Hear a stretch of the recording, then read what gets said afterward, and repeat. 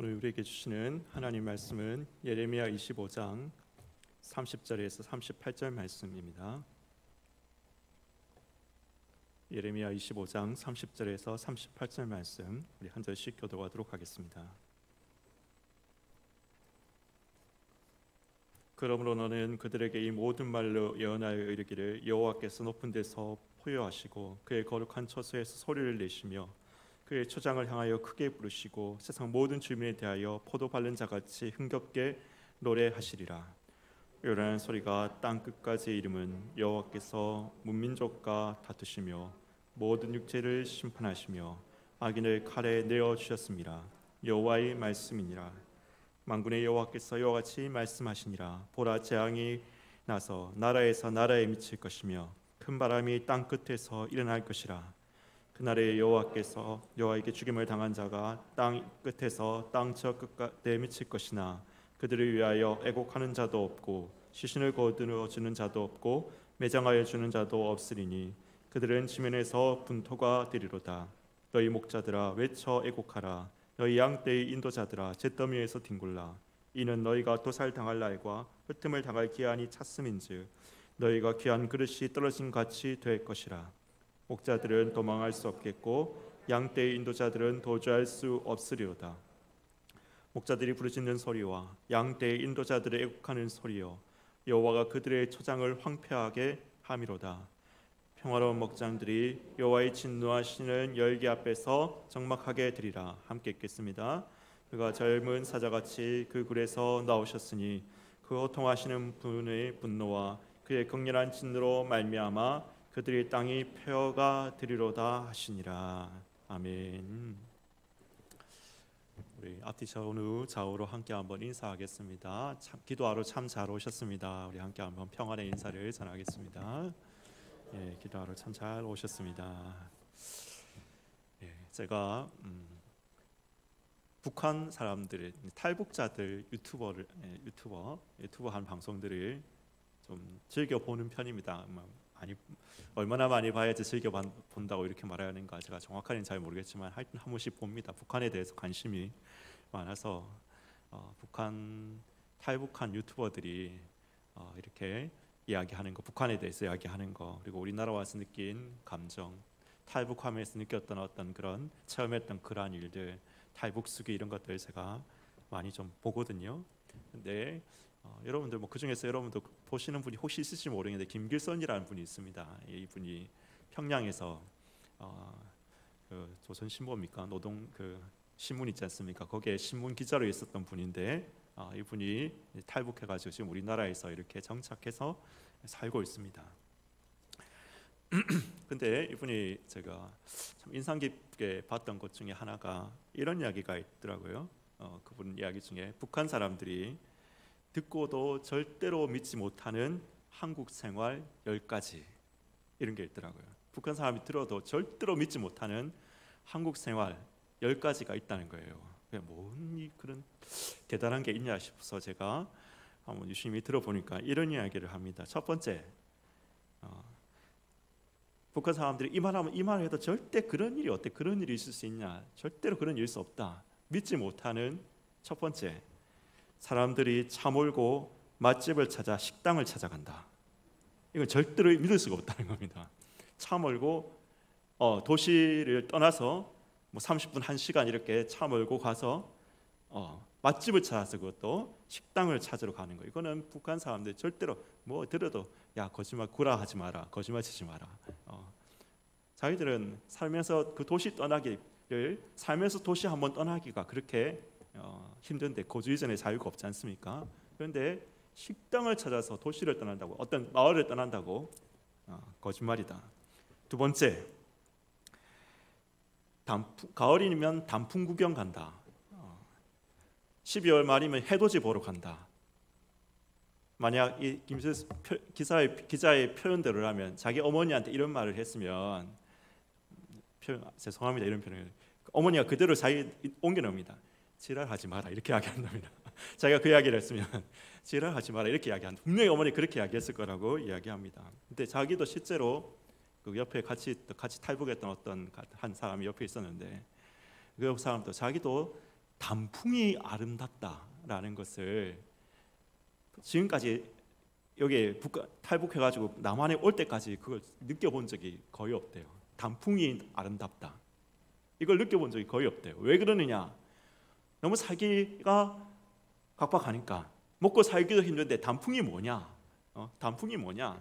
왜 단풍을 보러 저 산까지, 지방까지 그렇게 가야 되지? 여기 지나가면서 단풍이 있는데 그걸 보러 저 멀리까지 가야 되지? 도저히 믿을 수 없다는 것입니다. 10가지인데 10가지 다 하면 너무 제가 그 이야기만 할 것 같아서 마지막 세 번째만 이야기하겠습니다. 세 번째, 물을 틀면 물이 나오고 게다가 따뜻한 물까지 나온다. 물을 틀면 물이 나오고 따뜻한 물이, 게다가 따뜻한 물이 나온다. 이건 진짜 북한 사람들한테는 기적에 가까운 일이라는 겁니다. 기적에 가까운. 물도 잘 안 나올 뿐더러 물도 시간 딱 정해진 시간 뭐 이렇게 그때만 나오고 잘 안 나올 뿐더러 틀었는데 따뜻한 물이 그냥 확 쏟아진다. 있을 수 없는 일이라는 것입니다. 이 이야기를 들어보면 우리는 지금 우리 일상생활에서 너무나 당연한 것이죠. 너무나 당연한 겁니다. 근데 북한 사람들에게는 그게 믿을 수 없는, 듣고도 믿을 수 없는 삶이라는 것이죠. 여러분, 그래서 탈북자들이 대부분 우리 대한민국에 오면은, 우리는 여기서 나고 태어나고 자란 사람들은 우리 대한민국을 뭐 헬조선 이런 이야기 하지 않습니까? 헬조선이 뭔지 알죠? 헬, 지옥이지 않습니까? 헬조선 이렇게 하지만은 북한 사람들도 혹 개인에 따라서 잘못 뭐 그렇게 아닌 사람도 있지만은 대부분은 대한민국에 탈북해가지고 우리나라에 오면 감사하며 산다는 것이죠. 감사하다. 내가 아무리 어렵다 하더라도 북한에 있을 때 그 어려웠던 생활에 비할 수 있겠느냐? 나는 감사하며 산다. 우리 대한민국 감사하며 산다. 그렇게 대부분은 그렇게 산다는 것입니다. 여러분, 우리 인간은 그렇습니다. 인간은 가난이 무엇인지 알아야 풍요의 고마움을 알게 됩니다. 배고픔이 무엇인지 체험해봐야 배부름에 밥을 먹을 수 있는 것의 가치를 깨닫게 됩니다.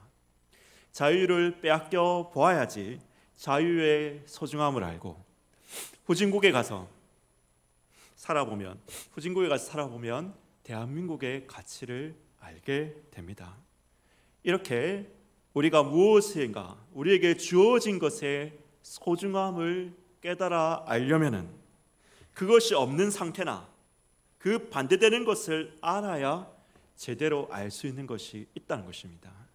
우리가 우리에게 주어진 이 가치, 우리 주어진 어떤 것들, 가치 있는 것의 그 진짜 값진 값어치를 알려면 그것이 없는 삶, 혹은 그것과 반대되는 어떤 것들이 무엇인지를 깨달아 알 때 진짜 이 값어치 있는 것이, 그 값된 가치가 무엇인지를 알 수 있다라는 것이죠. 알 수 있다는 것이죠. 여러분, 제가 오늘 본문 읽어놓고 왜 그 이야기를 하겠습니까? 이야기를 하고 있는 겁니까? 우리가 받은 구원도 마찬가지입니다. 우리가 받은 구원, 우리 모두 구원 받으셨죠. 할렐루야. 이 자리에 계신 여러분들 모두는 구원받은 사람들인 줄 믿습니다.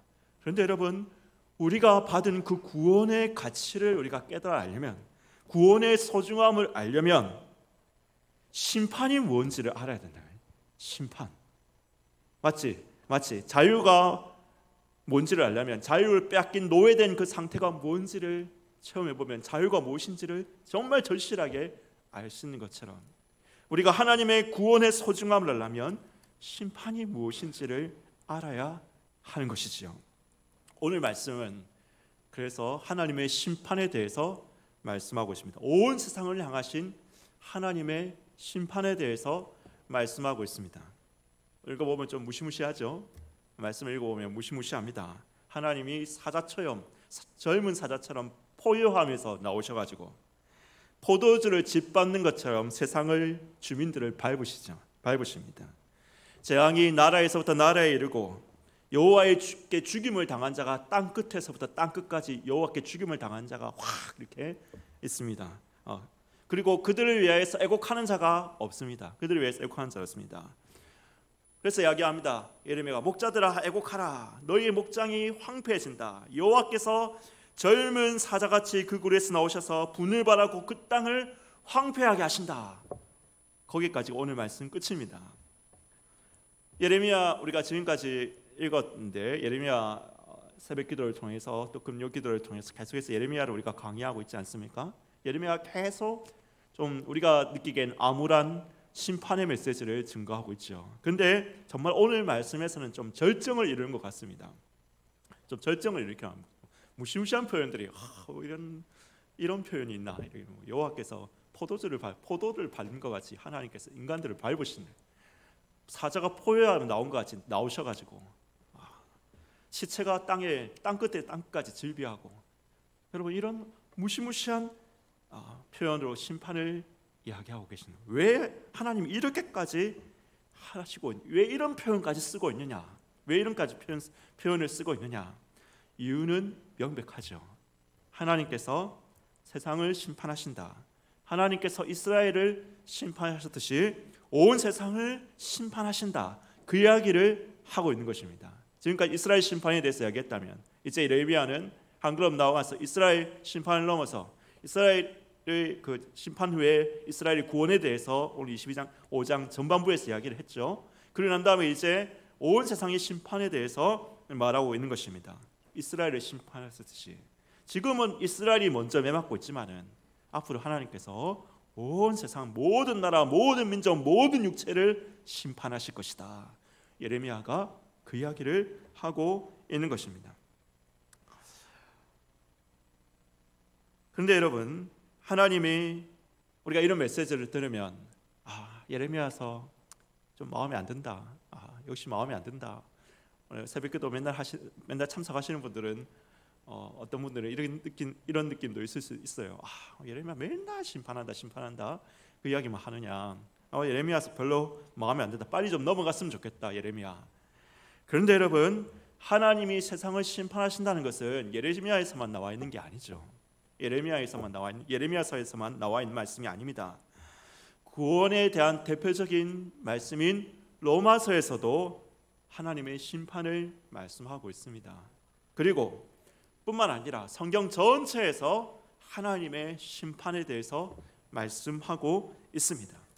우리는 물론 하나님의 사랑을 이야기하고 하나님의 사랑을 강조하기를 좋아합니다. 물론 하나님의 가장 대표적인 속성은 무엇일까요? 하나님은 무엇이시라? 사랑이시죠. 하나님은 사랑이십니다. 사랑이신 분입니다. 하나님의 사랑의 속성입니다. 하나님의 가장 대표적인 속성은 사랑이십니다. 그리고 하나님의 이 사랑의 속성은 하나님의 구원으로 발현이 됩니다. 하나님의 사랑의 속성을 가지신 분인데 그 속성의 신실하심을 따라서 하나님께서는 구원으로 그 속성의 발현이 나타난다는 것입니다. 그래서 성경 자체가 구원에 대한 이야기지 않습니까? 하나님의 구원에 대한 이야기지 않습니까? 성경 자체는 성경 전체 우리가 내용을 갖다가 이렇게 좀 요약하자면 하나님의 구원에 대한 이야기지 않습니까? 하나님의 구원에 대한 이야기라는 것은 다시 말하면 이것은 하나님의 사랑 이야기거든요. 하나님의 사랑에 대한 말씀입니다. 사랑에 대한 이야기입니다. 그러나 여러분 우리가 구원을 이해하기 전에 우리가 구원을 정확하게 잘 알려면은 체감하려면은 우리가 어디에서 무엇에서부터 구원을 받았는가? 우리가 구원받았는데 도대체 뭐에서부터 구원받았다는 것인가? 우리가 이걸 제대로 알아야 하는 것이지요. 여러분 우리가 어디서부터 무엇에서부터 구원을 받았습니까? 제가 이미 가져온 결과들이 있습니다.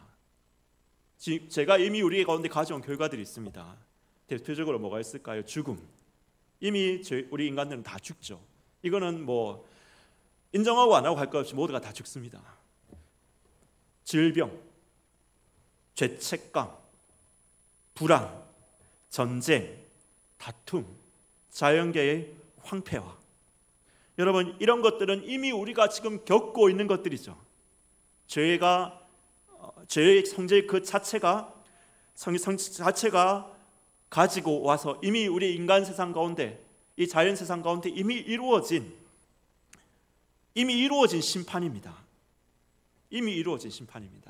이미 죄가 이러한 결과들을 가지고 왔습니다. 하나님은 이런 것에서부터 이미 이루어진 이 심판에서부터 우리를 구원하십니다. 죽음에서부터 구원하시죠. 질병과 빈곤에서부터 우리를 구원하시지요.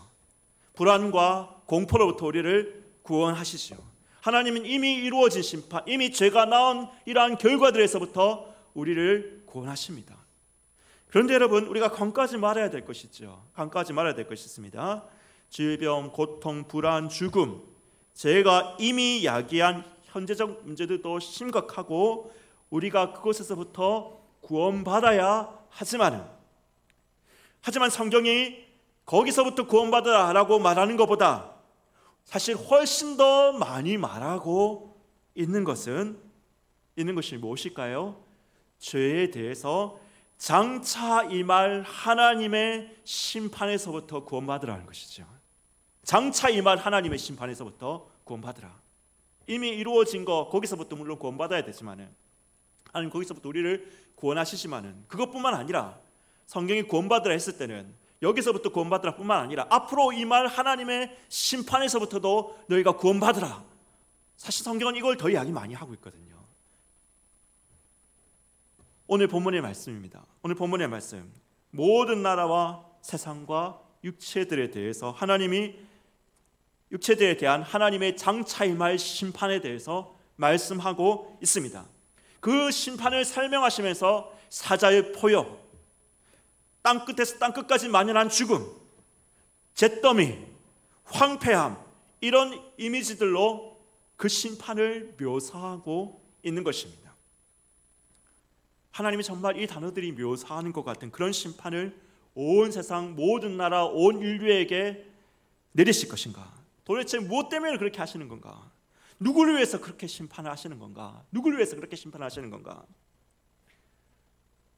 여러분, 우리가 새벽기도 때, 제가 오늘 새벽기도 때 이런 말씀을 새벽기도 참석하신 분들은 들었을 것입니다. 우리가 서현이나 서현역이나 신일동에서 칼부림, 또 지금 좀 시끄러운 일이 많죠. 무슨 성폭행하다가 사람을 죽였다, 이런 이야기도 흉흉한 사건들이 들려옵니다. 우리는 그런 소식을 들으면, 그런 악인들을 보면 이렇게 생각하죠. 뉴스에 지금 얼굴 나오지 않습니까? 보면서 막 분노합니다. 사형을 내려야 된다. 저 사람 죽여야 된다. 사형을 내려. 무기징역도 아깝다. 이 사형을 내려야 된다. 우리의 의에 대한 감정, 우리의 보편적 양심에 근거한, 인간들의 보편적 양심에 근거한 그 법 감정으로 우리는 악인에 대하여 그냥 용서하자, 갱생의 기회를 주자. 무슨 그렇게 어떻게 그렇게 할 수 있느냐? 절대 그럴 수 없다. 죄에 대한 심판이 먼저 있어야 된다라고 우리는 소리를 높이고 있습니다. 소리를 높입니다. 그런데 여러분, 이렇게 심각한 악을 범한 사람들에 대해서 우리 인간들이 보편적인 양심의 감정을 가지고 느끼는 그 의의 기준으로 느끼는 분노의 감정하고, 악을 범한 사람들에 대해서 인간들이 느끼는 분노의 그 감정, 의분이라고 하죠. 의분하고, 악을 범한 인간들에 대해서 절대적이신 하나님이 가지고 계시는 절대적 의의 소유자이신 하나님의 그 절대적 의, 그 하나님의 의분하고 어떤 게 클까요? 제 말씀이 이해가 가십니까? 그렇죠? 인간이 우리가 좀 알량한 건 아니고, 하나님께서 우리 모든 인간에게 보편적인 양심을 주셨죠. 우리가 그 보편적인 양심을 가지고 모든 보통 일반적인 우리가 생각하는 어떤 도덕의라는 게 있지 않습니까? 인간들이 그 도덕에 비추어서 현격하게 멀어진 사람들을 딱 볼 때 우리는 의분을 느끼죠. 이건 공분이라고 합니다. 개인의 의분, 개인의 어떤 감정이 아니라 국민 전체가 느끼는 공분이라는 것이 있습니다. 그 공분하고 인간들의 악에 대해서, 죄를 범한 인간들의 악에 대해서 절대적이신 하나님께서 느끼시는, 절대의를 소유하신 하나님께서 느끼시는 의분하고 어떤 게 더 크겠습니까? 어느 것의 차이가 더 크겠습니까? 하나님의 의분 때문에 그러면 우리를 심판하시냐? 여러분, 우리가 정의를 시행해야 된다고 주장하는 이유가 뭡니까? 왜 우리가 악인들에 대해서 저 사람은 감옥에 가둬야 돼? 저 사람은 죽여야 돼? 사형 집행해야 돼? 우리가 그런 공분을 느낍니까? 악에 의한 정의의 집행이 그렇게 집행을 해야지 다수가 행복할 수 있다는 것입니다. 그렇게 정의를 집행해야지 우리 인간들의 논리는 다수가 더 행복할 수 있다. 악독한 살인자는 죽이거나 영구적으로 격리해야지 다수 인간이 행복하게 살아갈 수 있다. 우리는 그렇게 생각합니다. 그러면 여러분, 하나님의 정의, 하나님의 절대적 의에 의한 정의의 집행은 누구를 위한 것일까요? 누구를 위한 것일까요? 인간 다수를 위한 것일까요? 인간 다수를 위해서. 모든 인간은 죄를 범하지 않습니까? 모든 인간이 죄를 범했지 않습니까? 모든 나라, 모든 민족, 모든 육체가 심판의 대상이지 않습니까? 우리는 우리 입장에서 이렇게 생각합니다. 보통 인간들은 이렇게 생각합니다. 우리 인간의 입장에서 모두가 다 심판의 대상이라면 그런 심판은 없는 게 좋겠다. 그 심판으로 득을 보는 사람이 없거나 소수이면 그런 심판은 해서 무엇하냐? 그 심판을 내리는 하나님은 불의하시다. 심판을 내리는 또 소수만이 구원받고 다수는 심판의 대상이 된다면 그런 심판을 내리시는 하나님은 불의하시다. 인간들은 그렇게 생각합니다. 그러나 그건 여러분 우리의 관점이죠. 우리 인간의 관점이죠. 하나님은 어떤 분이십니까? 하나님은 영원하신 분이죠. 영원하신 분입니다. 하나님은 어떤 분이십니까? 하나님은 무한하신 분입니다. 무한하신 분. 영원하신 하나님의 시간, 무한하신 하나님의 공간에 비하면 우리 인간은 한낱 점이죠. 한낱 점도 안 되죠. 점보다 사실 찰나이며 사실 한 먼지밖에 안 되는 그러한 우리 인간은 그렇습니다. 우리 인간 전체를 다 한다 하더라도 무한하신 하나님, 영원하신 하나님의 시간에 비하면 우리는 한낱, 인간 전체를 다 한다라도 한낱 점입니다. 그 점 위에 사는 인간들이 왜 영원한 법칙이 우리를 위해 작동하지 않는가? 왜 이 영원한 법칙이 나를 위해 작동하지 않고 우리를 위해 작동하지 않는가? 그 법칙이 점 위의 다수를 위해, 인간을 위해서 작동하지 않는다면 그 법칙이 무슨 소용이 있는가? 여러분, 이렇게 이야기하는 것도 교만이라는 거죠. 이렇게 이야기하는 것도 교만입니다. 우리 점 위의 이 인간들이 왜 이 영원한 법칙은 나를 위해서 작동하지 않고 우리를 위해 작동하지 않고 그걸 작동하지 않는데 그게 무슨 필요가 있는가라고 이야기하는 것은 그것도 인간의 교만이요 독선일 뿐이라는 것입니다. 하나님은 그분의 신성과 법에 따라, 법칙에 따라 죄에 대해서 반드시 심판하시고, 죄에 대해서 반드시 심판하시고, 그것이 영원한 시간의 무한한 창조계의 복락과 궁극적으로 일치하는 겁니다. 여러분, 이게 무슨, 제가 좀 예를 들어볼까요? 조금 어려울 수 있으니까 예를 들어보겠습니다. 마이크 샌들이라는 사람이 있습니다. 하버드 대학 교수인데 정의란 무엇인가라는 책이 있습니다. 하버드대에서 제일 인기 있는 강의, 한번 강의하면 1000명 넘는 사람들이 모여든 제일 인기 있는 강의를 요약해가지고 적은 책이 정의란 무엇인가라는 그런 책입니다. 근데 이 책에 보면 재밌는 이야기가 나와요. 재밌다기보다는 정말 좀 생각해볼 이야기가 나옵니다. 아프간에 있는 미군들이 정찰을 갔어요. 정찰을 갔는데 이 정찰조의 핵심은 뭐냐면 들키지 않는 거거든요. 들키면 안 됩니다. 근데 어찌 하다가 잘못해서 염소를 치는 사람 한 명을 만나는 거예요. 염소 치는 사람을 만나요. 이 정찰병들이 들킨 거예요. 만났어요. 저희가 이제 심각하게 고민이 생긴 겁니다. 이 사람을 죽여야 되냐, 살려줘야 되냐, 보내줘야 되냐, 심각하게 고민이 생긴 겁니다. 막 고민을 하다가 우리 다수결로 하자 이렇게 해가지고 다수결을 했는데 살려 보내주자라는 게 사람이 더 많았어요. 3대 1인가 이렇게 나왔어요. 4명이니까 3대 1이겠죠. 3대 1이 나왔어요. 그래가지고 살려 보내셨습니다. 우린 사실 좀 판단하기 어려운데 어쨌든 이 사람들은, 이 군인들은, 미군들은 살려 보내줬습니다. 그런데 이 염소치기가 달려가서 탈레반에게 내가 미군을 만났다 이렇게 이야기를 했고, 탈레반 수백 명이 몰려들어가지고 이들을 사냥하기 시작했습니다. 그래서 그 중에서 3명이 죽었습니다. 3명이 죽고 이들을 구하기 위해서 미군 헬리콥터가 오다가 탈레반이 쏜 그 로켓탄입니까? 거기에 쏴가지고 맞아가지고 10명 이상이 이렇게 죽었습니다. 그러면 여러분은 결과적으로는 죽였어야 됐죠. 그 염소 치는 사람을 결과적으로는 죽였어야 됐죠. 그런데 여러분, 그 결과를 우리가 어떻게 알겠습니까? 이 사람이 가서 탈레반에게 고해 바칠지 아니면 진짜 탈레반을 싫어하는 무고한 사람인지 우리가 그 결과를 어떻게 알겠습니까? 진짜 이 사람이 탈레반을 싫어해서 탈레반한테 이야기하지 않는 사람이라면, 안 했다면, 그럼 만약에 죽였다면 또 무고한 사람 한 명을 죽이는 결과를 낳는 거지 않습니까? 제가 왜 이야기를 드리는 겁니까?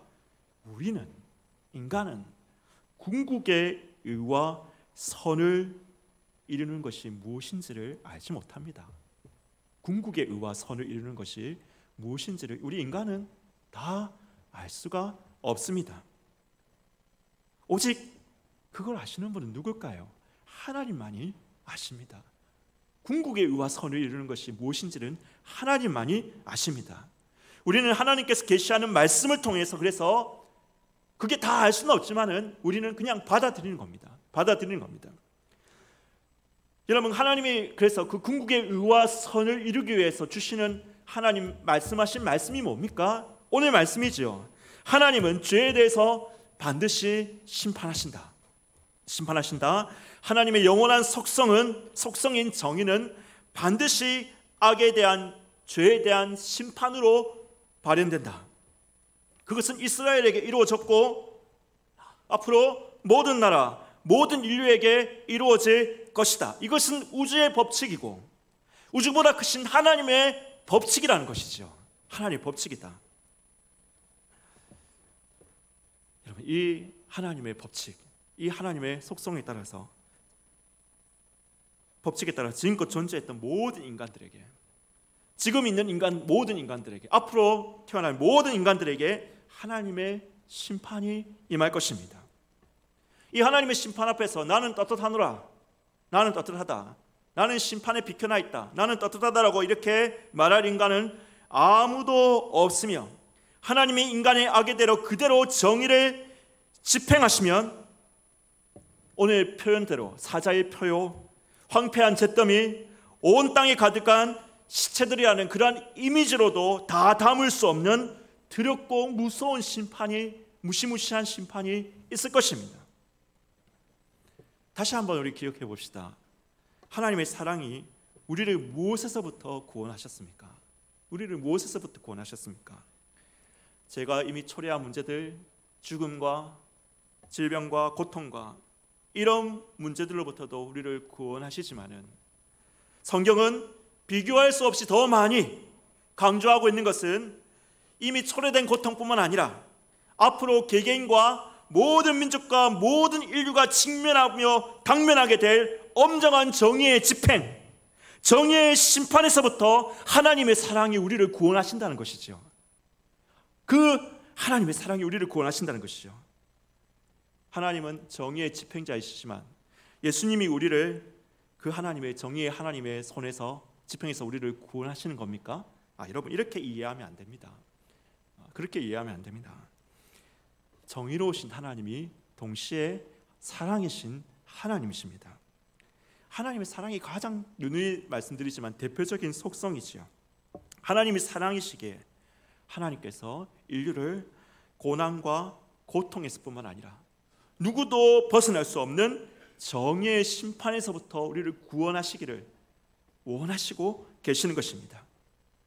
정의신 하나님께서, 사랑이신 하나님, 여러분, 이 동시에 이 정의와 사랑의 속성을 가지신 하나님의 신성과 그 법칙이, 여러분, 이 법칙의 이 신성에 신실하시기 위해서 택하신 그래서 방법이 무엇입니까? 속죄이죠. 속죄입니다. 심판의 주이신 하나님, 그분 자신이 대신 당하는 형벌, 그분이 대신 당하시는 죄의 심판을 통해서, 그분이 죄의 심판을 대신 당함으로 통해서 그 대신의 대상이 되는 인간을 심판의 집행으로부터 해방하시겠다. 여러분, 이것이 바로 예수 그리스도의 십자가를 통한 구원이지 않습니까? 예수님 십자가를 통한 구원이지 않습니까? 그러므로 여러분, 우리가 이 예레미야 말씀에, 오늘 이 말씀, 예레미야 안에 이 심판의 메시지, 오늘 본문의 모든 나라, 모든 육체에 대해서 하나님의 심판의 엄중하고 두려운 메시지를 읽으면서 우리는 이건 우리가 별로 관계없는 이야기인데 또 그 소린가? 이런 이야기를 할 것이 아니라는 겁니다. 우리는 하나님의 죄에 대한 분노와 심판의 메시지를 읽을 때마다 우리가 무엇에서부터 구원받았는가, 우리가 받은 구원에 대해서 더 알고 감사하게 되는 것이지요. 여러분, 우리가 전할 메시지도 마찬가지입니다. 우리는 요즘의 현대 세계에서는 흔히 우리가 구원을 이야기할 때 아까 이야기했던 우리 어떤 불안에서부터, 고난에서부터, 지금 우리가 당하고 있는 고통과 죽음에서부터 우리 그리스도께서 우리를 구원하신다, 이런 접근을 하는 것을 좋아합니다. 물론 그것도 맞죠. 그렇게 더 전해야 되죠. 이게 근데 그렇게 하는 이유는 피부로 와닿기 때문입니다. 이건 우리의 직면한 문제이기 때문에 그 직면한 문제에서부터 하나님이 우리를 구원하신다. 여러분, 물론 이것도 우리가 전파해야 됩니다. 그런데 장차 임할 심판에서부터 하나님이 우리를 구원하신다. 우리부터가 뭐 대봐야 알지, 그거야. 뭐 대봐야 알. 별로 심각하게 생각 안 하는 경우가 많이 있습니다. 뭐 대봐야 알지. 설마 그런 일이 있겠나? 대봐야 알지. 그러나 여러분, 우리는 절대 놓쳐서는 안 되죠. 하나님의 정의는 반드시 집행될 것입니다. 여러분, 그것이 불공정하게 복된 삶을 누리고 있는 것 같은 악인들에 대해서, 악인들 누구 있을까? 뭐 김일성, 김정일, 히틀러, 스탈린, 여러분, 그런 사람들에게 반드시 최후의 심판이 임합니다. 그뿐만 아닙니다. 하나님의 정의의 심판은 너에게도 임한다. 누구도 자신할 수 없다. 그러나 이 정의를 넘어서는 하나님의 사랑이 우리에게 위대한 구원으로 나타났다. 바로 속죄이죠. 속죄. 정의의 집행자이신 하나님이 그 집행의 대상이신 인간을 위해 그분 자신이 대신 심판의 형벌을 집행당하심으로써 우리를 심판의 형벌에서부터 해방시키신다. 이것이 예수 그리스도의 십자가요 우리가 얻는 구원이다. 여러분, 우리는 이 메시지를 증거하는 것입니다. 그럼 여러분, 어떻게 하자는 것입니까? 첫 번째, 감사하고 찬양합시다. 하나님의 구원을 감사하고 찬양합시다. 아까 이야기 탈북자가 자유와 풍요가 없는 북한을 경험함으로써 자유와 풍요의 소중함을 알고 감사하는 마음을 가지듯이 우리는 이 예레미야의 엄중한 심판의 메시지를 들으면서 그 하나님의 정의의 심판의 엄중함을, 오늘 이 표현들, 사자의 표요, 가득한 시체, 여러분, 이런 표현들, 근데 이 표현으로도 다 담을 수 없는 하나님의 그 심판의 엄중함을 우리가 깨달음으로써 비로소 우리는 구원의 소중함을 깨달아 알고 감사와 찬양의 고백으로 나아간 여러분 되시기를 예수님의 이름으로 축원하는 것입니다. 두 번째, 여러분, 선포합시다. 하나님은 반드시 죄에 대해서 심판하시며 죄에 대해서 정의를 집행하시는 정의의 하나님이시다. 이것은 우주의 법칙이다. 영원한 법칙이다. 인간이 어때 변개할 수 없는 영원한 법칙이다. 그러나 이 하나님의 정의를 뛰어넘는, 어떻게 보면 뛰어넘는다라고 이야기할 수 있는 하나님의 사랑이 대신 당하신, 대신 심판받으신, 대신 형벌당하신 속죄를 통해서, 속죄의 피를 통해서 하나님이 그 큰 구원을 우리 가운데 이루셨다. 여러분, 이 일을 선포하며 심판과 구원의 메시지를 선포하며 우리가 주의 말씀 선포하며 나아갈 수 있는 모든 성도님이 되시기를 예수님의 이름으로 축원하는 것입니다. 우리 함께 찬양합시다. 찬송가